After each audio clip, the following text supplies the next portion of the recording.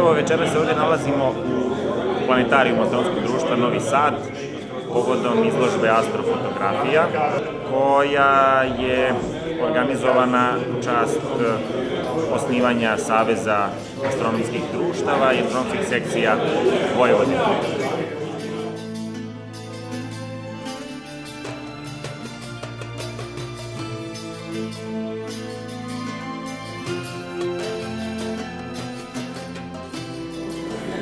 Ono što se nadamo da će biti ostvareno u budućem periodu jeste učvršćivanje saradnje među astronomskim društvima.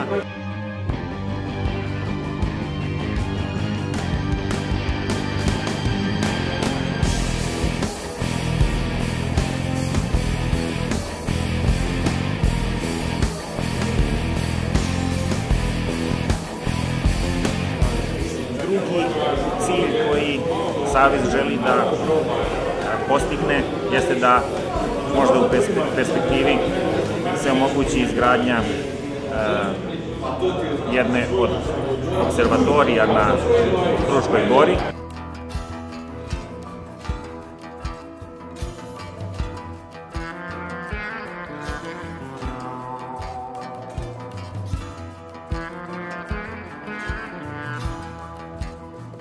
I naravno, htio bih da istaknem značaj Saveza sa aspekta uticaja na mlade ljude da se opredeljuju za bavljenje prirodnim naukama.